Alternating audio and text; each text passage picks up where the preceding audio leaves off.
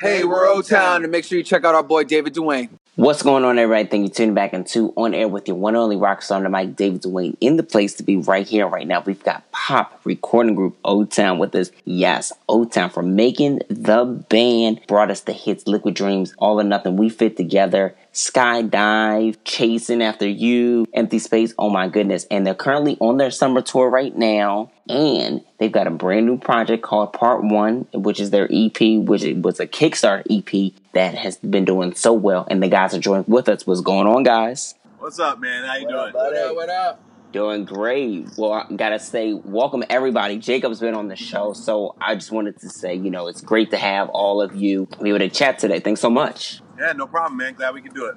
Absolutely. So, first of all, let me just say congratulations on, being able to come back and tour as much as you guys have been touring. How has that experience been back to back for like the last few years? Yeah, man, it's been good. I mean, the fans waited a long time for us to get back together. We took a long break, and they waited a long time for us to come back. So they were very patient, and now that we're here, they're just taking it all in, and we're having fun doing these shows out there for them. How would you say the reaction is now versus back then when you guys, did these shows and do the meet and greets? I think for the most part, it's been a surprise. For the beginning portion of us coming back, we were sort of, just playing to our fans, but now playing a lot more to like newer fans and those who have just saw us maybe on the last run with a friend.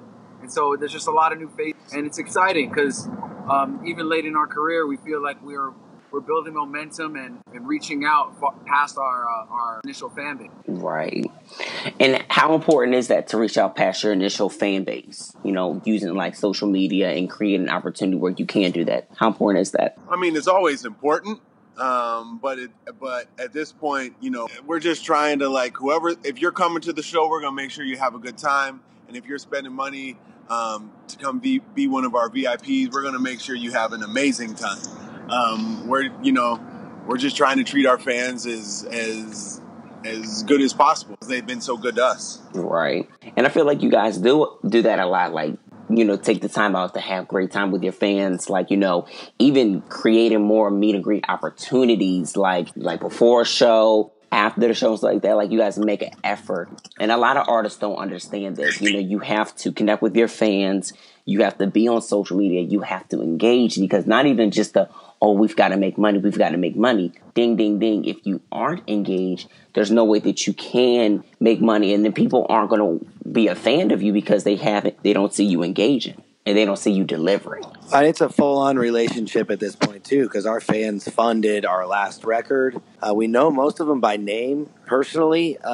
So we give them a lot of access, and we try and give different opportunities. This summer we added an ultimate tier to our VIPs where you can actually get on stage with us, because we do a song where we grab everybody's phones. So we took it a step farther. Now 4 people can get on stage and sing These Are the Days with us. And you're just trying to think outside the box and make sure that when we get to a city, we spend as much time with the fans and face to face as we can. Now we've been lucky enough to come back to these cities 4 and 5 times over the last few years. And before we talk about the project that the fans helped fund, which I thought was so cool, that whole announcement. Matter of fact, let's talk about it, because that whole announcement on social media, how you guys did it was just so strategic, and people responded within seconds, like as you guys announced it, and then it just, you offered great perks. Like, you guys really utilized social media to the fullest extent. And what made y'all want to say, let's see if we can get the fans to fund the project? Well, it was 2 summers ago. We decided we were on the My 2K tour with 98 Degrees, and we had, for the first time in a long while, a lot of eyes on us. And we decided that at that point, we were at a juncture in our career where we could have easily said, all right, we did the reunion.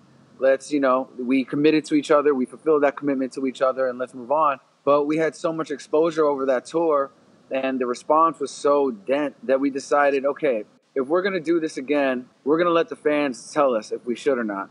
Right. So that's really where the whole Kickstarter idea happened. And then we utilized, I think one of the major pieces for us was utilizing a song called Lines and Circles off of that last album, Lines and Circles.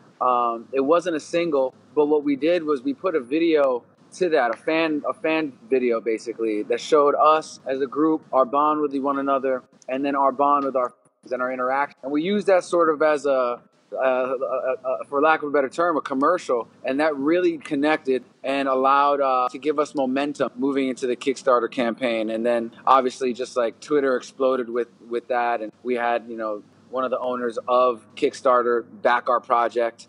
That was awesome. But yeah, it was just the momentum that built off of My 2K and then us really just having that connection with our fans. And it was a good time to do that because, like you said, the My Y2K tour was like really a lot of exposure overall. I was just, whoa, like, because all these summer tours come up and you never think that it's going to get such a great response. But I mean, the lineup with y'all, Dream, Ryan Cabrera, I mean, it was just like crazy to see, because like I said, I'm 25, so that was my time of growing up as a kid. Yeah, that was, so I understand how big that was. I mean, even people that were a little bit younger, or a little bit older, understand what that era of pop music was. I feel like it made sense for those things to happen. Yeah, we had so much fun that we didn't want it to stop. So this year we put together the Pop 2000 tour with Ryan Cabrera again. And we got our buddy Tyler Hilton coming out, our buddy Aaron Carter, and then Lance Bass of NSYNC is hosting the night. I don't know if you saw any video from last weekend, but we got him out on stage to do a little NSYNC music for the first time. Wow. I did see that, and I was just like, what? Yeah, I think we were like, what? Too. A lot of planning goes into it, but you're not sure what's going to happen until you get up there, and it was a lot of fun. So if you haven't caught that one, we're going to be touring the whole country this summer and starting to book into next year for Pop 2000. So catch it if you can. Oh, I'm definitely going to catch it if I can. I'm definitely going to catch it. And let's even talk about, being independent artists, because you guys are independent artists now. First, this is, being major when you guys first came out. And what's that preparation of putting a tour together now and being hands-on in the business now versus then? It's a lot more work. We're all wearing a lot of different hats, but it's far more gratifying and fulfilling. I could say that. We control our own destiny. Since we don't have a label, no one can shelve us, and that's a great feeling. A lot of artists suffer from that. I know a lot of up and coming artists, because I songwrite, that they get signed and they're the hottest thing right now, and they're going into all these writing sessions, and then you never hear their record come out because the timing or whatever. So just being hands-on and being able to control our own destiny, I think that's just the best feeling, to be able to do. I think any artist would want to have that kind of control. You just got to know what to do with it once you have it. And I like the fact that you guys did, come back, and during that hiatus, you guys learned the business. Dan, you were doing graphic design, and Jacob, you're doing more of the managerial side of stuff like that. I like the fact that you guys have taken that initiative, because there are groups, and I can speak of the names, but I won't say them. No, you don't got to drop. You don't got to drop. You don't got to name drop. Watch out for them toes. Watch out for them toes, man. Well, we'll be honest. Coming from the platform of making a band, we see the Danity Kane. We see the Day 26 are examples of groups that have not been able to get, have their business quite together. I love those groups a lot. They know who I am, but they have not been able to get that together. Now, Aubrey and Shannon for themselves, they kill it. But how do you guys stay so focused and, just making sure that everything is on the up and up and that communication is there? I don't know. I think it's just personal growth. I think we all, after coming off what we did when we were younger, we were on top of the world, selling millions of records, touring year-round, just so much success we had early in our careers. And then we kind of chose to take some time away. And that time away made us realize how important it was for us to be doing it and what it was like when it wasn't there. Humility has a lot to do with it, too. A lot of these groups, they have a lot of ego and a lot of these... you got to be able to work within a group. You got to be able to collaborate and know your own identity. Because once you do that, then you can actually really share and learn from each other, and it makes the whole experience far more exciting and fruitful. Exactly. Knowing your identity and making it more fruitful is definitely something that these groups have to understand. And the ego. You can have your separate egos, but you have to be able to put put that to the side, your pride to be like, you know what, this is where we all fit in our roles. This is how we're going to do this. This is how we're going to communicate and grow. Like you all just said, I think it's important. Even groups that are upcoming that are trying to be in this business should understand that aspect. If you don't stay in your lane and know, you're going to fall out of place and you're not going to be able to rise to the occasion. Exactly. So now, Lines and Circles, we gotta talk about that record because it definitely, even though it wasn't a single, it got a lot of great response. You guys were able to do a lot with the single, and fans really responded well to that. Just being able to get that response to this new music and then being able to produce more music, how does that make you guys feel? I think making the record in particular was sort of like a turning point for us, where we realized that, obviously for me, because I penned it, but I think what it did was it showed us that we can have a record that really reflects us as a group, have records that really speak for us and our personal experiences. It didn't necessarily talk about love. It didn't really necessarily talk about sex. It was really just about a moment. And radio has probably a hard time with those sort of records, right. But the fans really appreciate those kind of records because they get a chance to connect. Because I know a lot of my favorite artists and my favorite songs from artists are songs that were not necessarily singles. They're just like these songs that sort of live on the album that I can. So I think it put that in perspective for us. And as we've been working on this Kickstarter album, that has been sort of like our thought process the entire way through, is how do we peel a bit of ourselves as a group, personal experiences, and really put those into song form. And so it was a good question because that really has helped this process along quite a bit. Exactly. No problem on that. And how would you say the selection of picking the topics are for y'all? Since you're now older versus, from when you guys first started and everything is more like, let's not be too sexual. Like we have to have songs that are very PG.